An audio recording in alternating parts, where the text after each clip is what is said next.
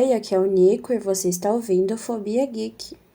Tá, ok. Antes de mais nada, eu queria pedir desculpas pela péssima qualidade desse episódio e dos próximos episódios que vão vir, porque houve um pequeno contratempo vulgo. Vulgo não, né? Com um pequeno contratempo eu quero dizer que o programa que eu editava o episódio simplesmente parou de funcionar e não funciona mais.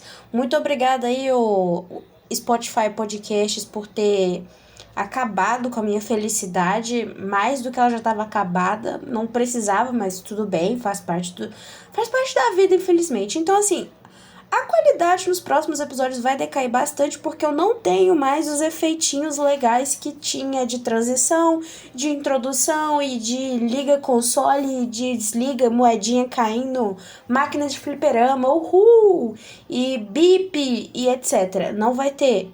Até eu achar algum programa que sirva para editar áudio e que tenha essas coisas. Então, assim, para esse episódio, para os próximos, o máximo de efeito especial que vocês vão ter, infelizmente, são apenas os cliques do meu mouse e barulhos externos. Quem amou? Eu amei. Quer dizer, eu odiei, né? Mas tudo bem. É o que tem, infelizmente.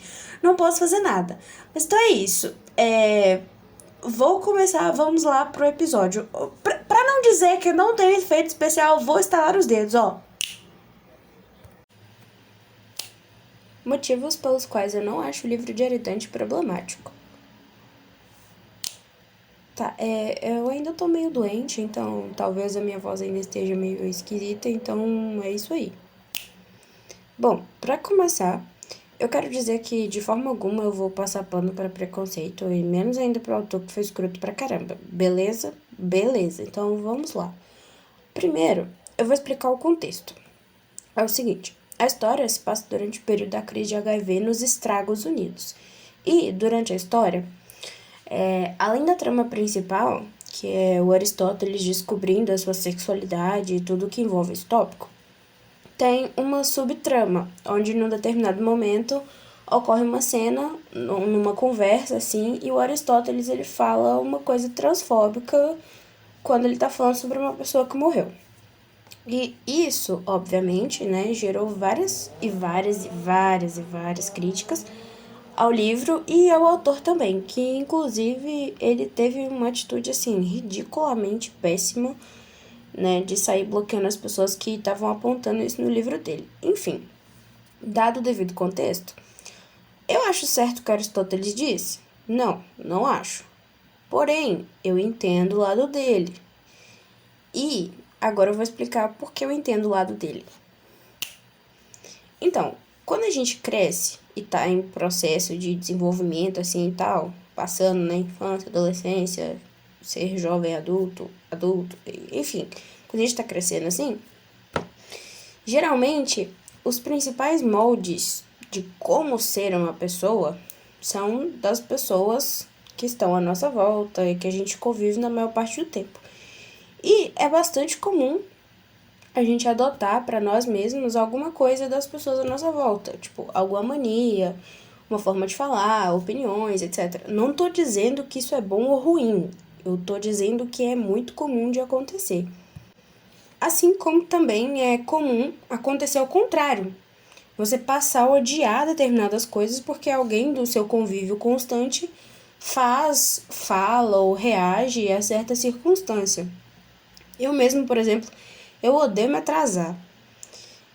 Porque meu pai, ele sempre se atrasa. Então, de tanto conviver com os atrasos do meu pai e de tanto ficar frustrado, né?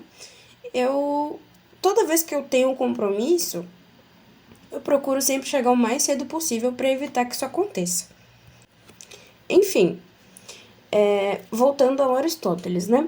A fala dele, mesmo que definitivamente errada, não foi algo que ele fez, tipo, na maldade ou consciente de que ele estava falando algo de errado, nem para atacar, ofender a pessoa a qual ele estava se referindo. Ele só estava explicando uma situação e explicando, não exatamente uma situação, mas ele estava explicando e ele fez da melhor forma que ele sabia fazer. Tipo assim, eu não tô defendendo, de forma alguma, eu não tô defendendo o que ele disse, não é isso. Mas assim, dado o contexto social que ele vivia, as pessoas com quem ele convivia, o período que o país inteiro estava passando, televisionando e tal, para ele dizer aquilo era algo comum do cotidiano, tipo, mesmo que pra gente, mesmo que seja errado.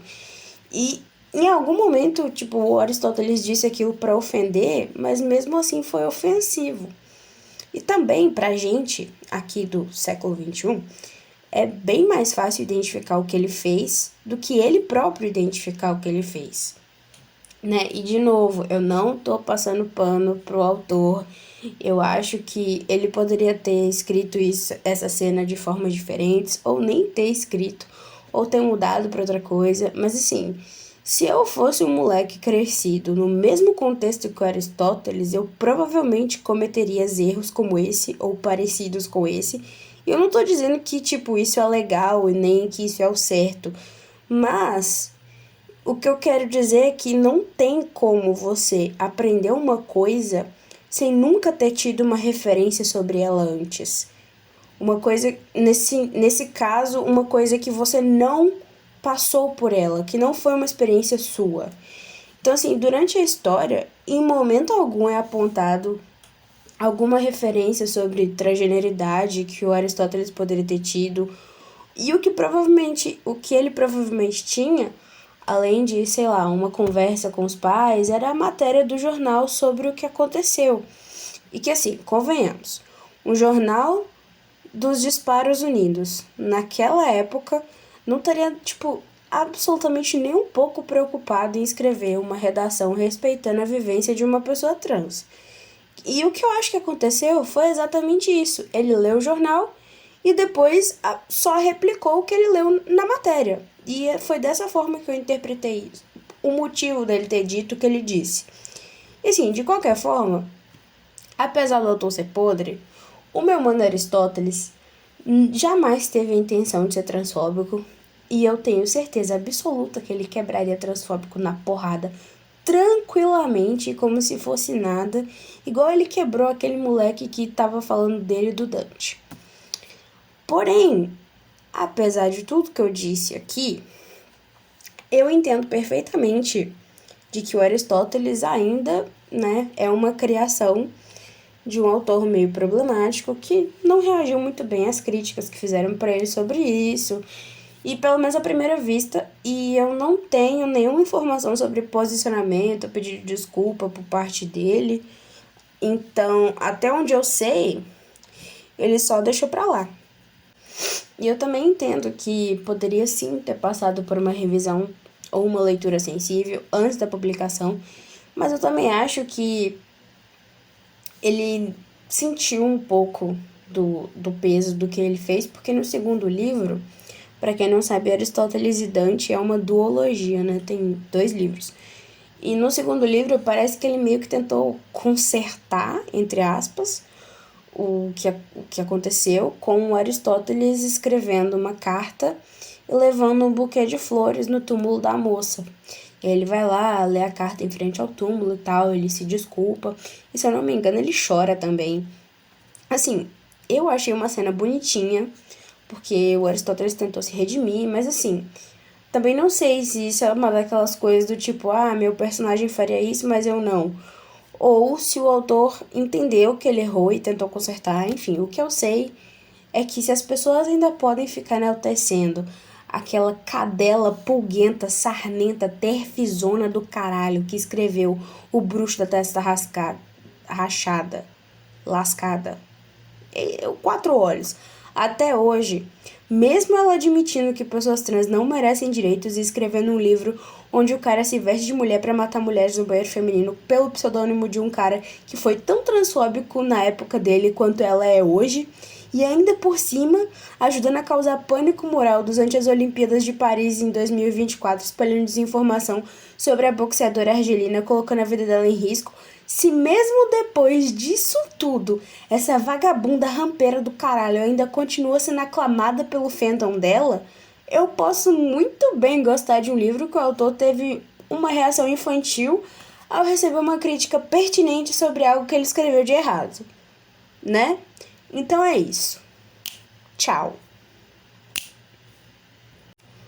Ah, e se você gostou desse episódio, não se esquece de avaliar o podcast aqui no Spotify ou deixar um like se você estiver escutando pelo YouTube.